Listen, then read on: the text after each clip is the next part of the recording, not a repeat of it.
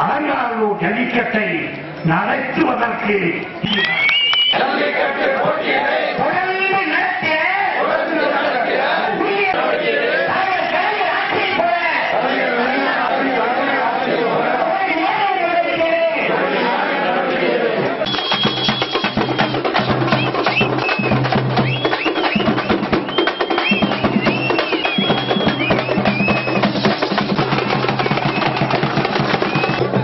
உச்சநீதிமன்றத்தில் தடையாணை பிறப்பிக்கப்பட்டிருக்கிறது.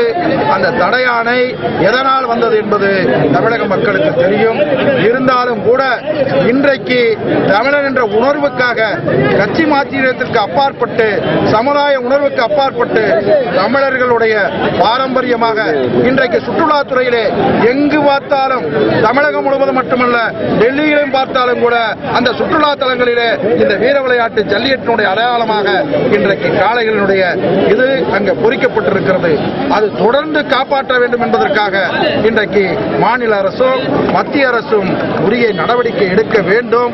தலைவர் கலைஞர் ஆட்சியிலே நடவடிக்கை எடுத்ததை இன்றைக்கு அவர்களுடைய டிவியிலே நம்முடைய ஜெயா டிவியிலே நேற்று இரவு அந்த 2007 எடுத்த முடிவு 2009 கொண்டு வந்த சட்டம் எல்லாம் இன்றைக்கு நடைமுறையிலே இருக்கிறது என்பதனை ஒத்துக்கொண்டிருக்கின்றார்கள்.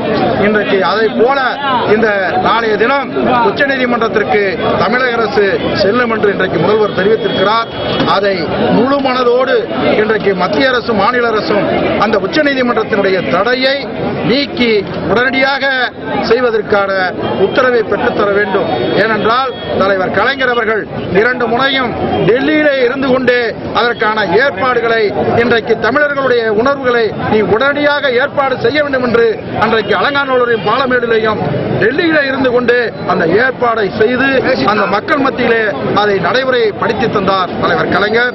அதை போல தமிழக அரசும் மத்திய அரசும் இந்த வீர விளையாட்டு ஜல்லிக்கட்டை தொடர்ந்து ஆண்டு காலமாக நடத்துவதற்கான ஏற்பாடை செய்து தர வேண்டும், செய்து தரும் என்ற நம்பிக்கையோடு நாங்கள் இந்த ஆர்ப்பாட்டத்தை நடத்துகிறோம். அதை தொடர்ந்து இன்றைக்கு நாளைய தினம் அலங்காநல்லூரிலேயும் பாலமேட்டிலேயும் நடைபெறுகின்ற அமைதியான உண்ணாவிரதம் அமைதியான முறையிலே கடையெடுப்புக்கு திராவிட முன்னேற்ற கழகம் முழு ஆதரவையும் ஒத்துழைப்பையும் தரும் என்பதனை இந்த நேரத்தில் தெரிவித்து